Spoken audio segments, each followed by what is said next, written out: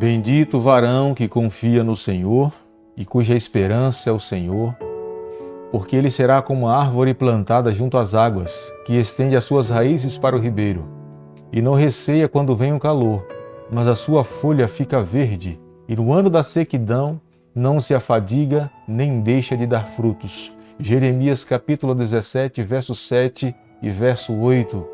Muito bom dia para você, que Deus o abençoe nessa manhã.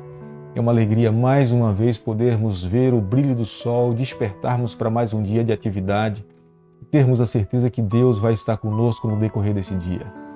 Estamos desafiados a cada manhã estudarmos um capítulo da Palavra de Deus e como lemos agora no livro de Jeremias, capítulo 17, verso 7 e verso 8, bendito o varão que confia no Senhor, bendito todo aquele que pela manhã se levanta e renova em manter a sua confiança no Senhor, e cuja esperança é o Senhor. É o que nós estamos fazendo a cada manhã. Estamos renovando a nossa confiança no Senhor e estamos dizendo para Ele que Ele é a nossa única esperança. Portanto, tenha certeza, o dia de hoje será um dia de bênção para mim, um dia de bênção para você também.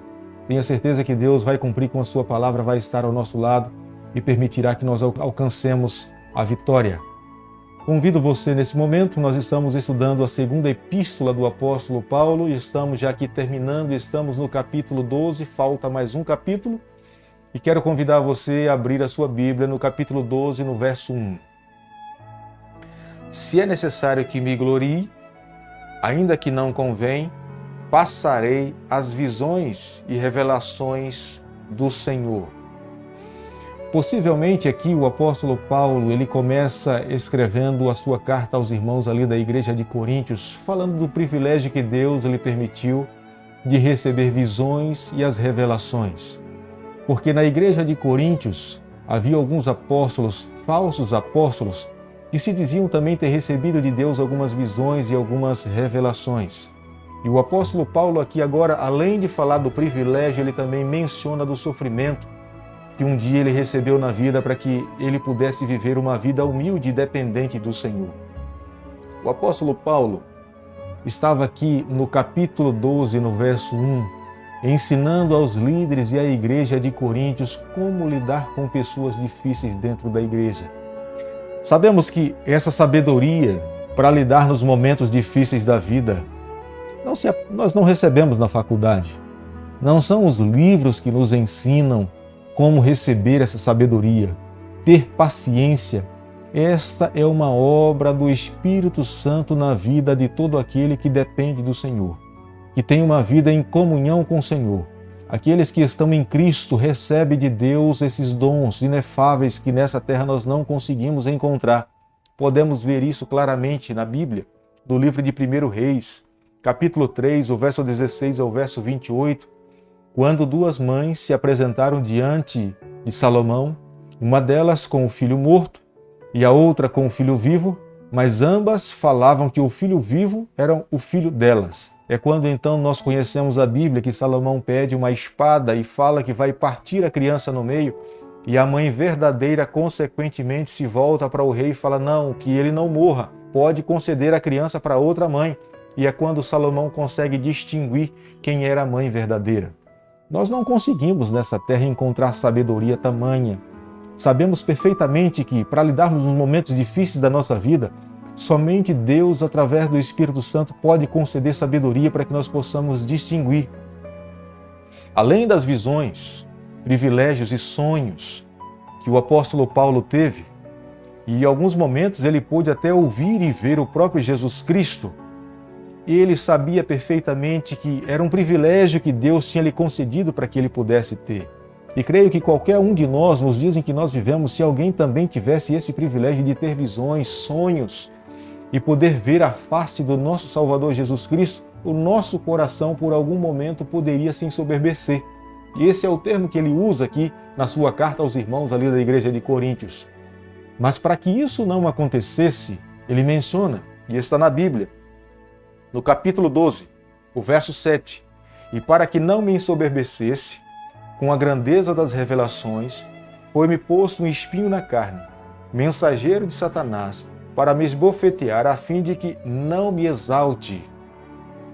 Satanás colocou um espinho na carne do apóstolo Paulo. E naquele momento, Deus se valeu daquele instrumento para manter o apóstolo Paulo um ser humano mais dependente do Senhor. E quando então ele tinha sofrimentos, dores na sua vida, ele se refugiava na pessoa de Jesus Cristo.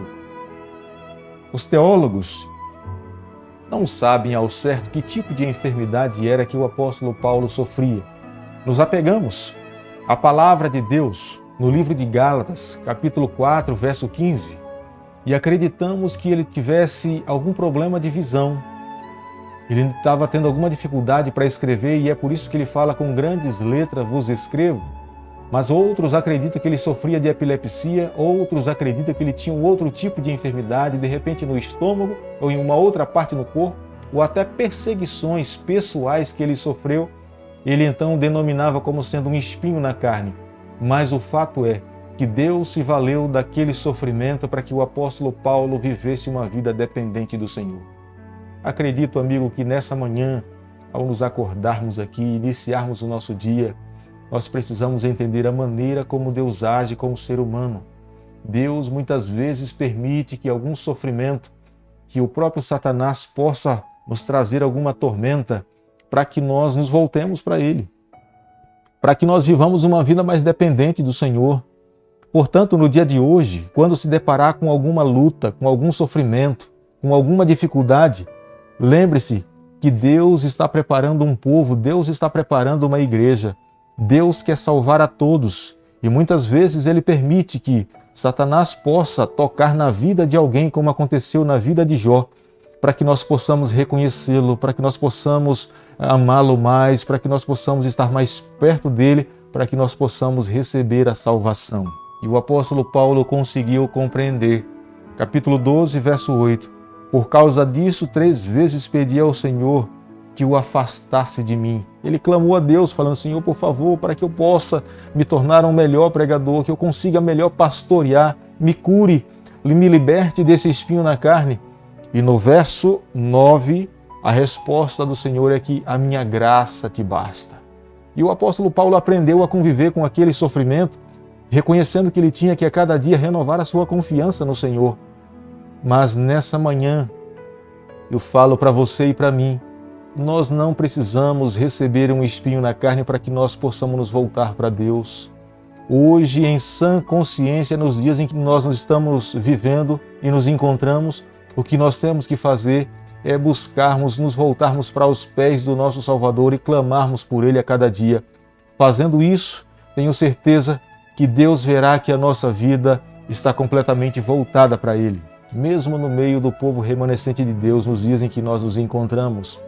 Existem algumas pessoas que se consideram mais sábias, mais inteligentes, mais capazes do que outras. Da mesma forma, muitos cristãos têm sido enganados por homens fraudulentos que visam apenas os seus bens.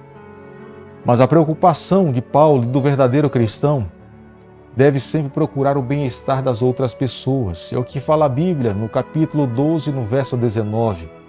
Nós precisamos olhar para o nosso semelhante como sendo um candidato, não um concorrente para as mansões celestiais. Nós precisamos ter um olhar de amor, o olhar de Jesus Cristo, um olhar de ajuda, um olhar de reconciliação, buscando ajudar aqueles que estão passando por dificuldades a encontrar o caminho da cruz e receber a salvação em Jesus Cristo. E o apóstolo Paulo estava levando os irmãos ali da igreja de Coríntios ter esse olhar para com aqueles que eram mais carentes e que estavam dentro da igreja. E no capítulo 12, o verso 20, ele fala: temos, pois, que, indo ter convosco, não vos encontre na forma em que vos quero, e que também vos me acheis diferente do que esperáveis, e que haja entre vós contendas, invejas, iras, porfias, distrações, intrigas, orgulhos e tumultos. O apóstolo Paulo sabia perfeitamente que todas essas características que ele menciona aqui, que são características da carne, endurece o nosso coração. É sinônimo de fracasso espiritual.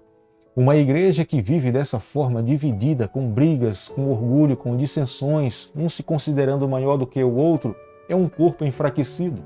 É uma igreja que não vai alcançar muito êxito no seu crescimento, na sua caminhada cristã, é um remanescente que não vai alcançar a bênção do Senhor. E o apóstolo Paulo aqui, como um bom pastor, como um pastor amável, de um coração dócil, disposto a levar a sua igreja a encontrar o caminho da salvação, ele traz esse conselho orientando aos irmãos para que pudessem viver dessa forma. Nessa manhã, irmão, amigo, o nosso pedido a Deus é que Ele molde o nosso coração, que Ele faça uma operação que ninguém nessa terra pode fazer, que Ele tire o nosso coração de pedra e coloque dentro um coração de carne, que nosso coração se abra para que o Espírito Santo faça morada integrante dentro dele e que no decorrer da nossa caminhada, da nossa vida, a cada dia, nós possamos renunciar o eu e permitir que Jesus Cristo e que o Espírito Santo faça morada integrante na nossa vida, que conduza o nosso ser. Se esse é o teu desejo nessa manhã, como era o desejo do apóstolo Paulo ali aos irmãos da igreja de Coríntios, se renderem ao encanto de Cristo, se voltarem para Deus e permitir que Ele pudesse conduzir a sua vida, eu convido a você também, aonde você está nesse momento, se possível, fechar os seus olhos para que nós juntos possamos orar a Deus, pedindo a bênção do Senhor sobre a nossa vida. Bondoso Deus e Pai, nos toma nas Tuas mãos nessa manhã, perdoa os nossos pecados. Faz, Senhor, uma cirurgia na nossa vida que nenhum médico nessa terra pode fazer. Coloca dentro de nós um coração de carne, tira o coração de pedra. Reina no nosso coração, é o nosso pedido e a nossa oração, e nós fazemos em nome de Jesus. Que Deus te abençoe e te guarde. Que Ele faça resplandecer o seu rosto sobre você. Que Ele tenha misericórdia de todos nós e nos conceda a sua paz em nome de Jesus. Amém.